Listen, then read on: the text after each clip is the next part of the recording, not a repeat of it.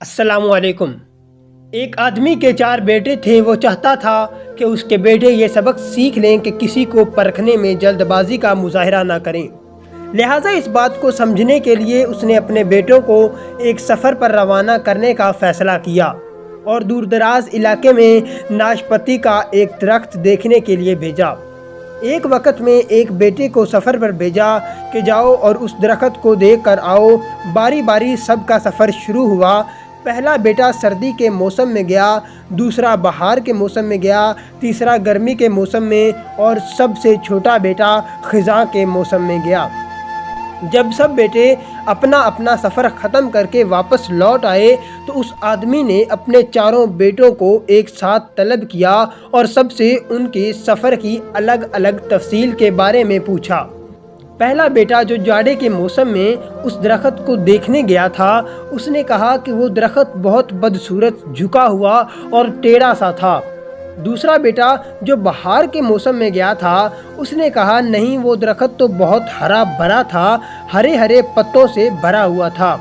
तीसरा बेटा जो गर्मी के मौसम में गया था, उसने उन दोनों से इख्तलाफ किया। वो दरख्त तो फूलों से भरा हुआ था और उसकी महक दूर दूर तक आ रही थी और ये कि उससे हसीन मंजर उसने पहले कभी नहीं देखा था। सबसे छोटा बेटा जो ख़िज़ां के मौसम में गया था, उसने अपने सब बड़े भाइयों से इख्तलाफ ज़ाहिर किया कि वो नाशपाती का दरख्त तो फल से लदा हुआ था और उस फल के बोझ से दरख्त ज़मीन से लगा, ज़मीन से भरपूर नज़र आ रहा था। ये सब सुनने के बाद उस आदमी ने मुस्कुराकर अपने चारों बेटों की जानिब देखा और कहा कि तुम चारों में से कोई भी गलत नहीं कह रहा, सब अपनी अपनी जगह दुरुस्त हैं। बेटे बाप का जवाब सुनकर बहुत हैरान हुए कि ऐसा किस तरह मुमकिन है।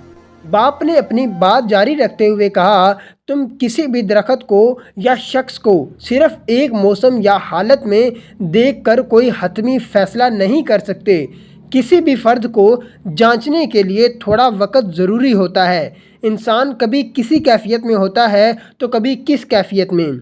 अगर दरख्त को तुमने जाड़े के मौसम में बेरौनक देखा है तो इसका मतलब ये नहीं कि उस पर कभी फल नहीं आएगा। इसी तरह अगर किसी शख्स को तुम लोग गुस्से की हालत में देख रहे हो तो इसका हरगिज़ मतलब ये नहीं कि वो बुरा ही होगा।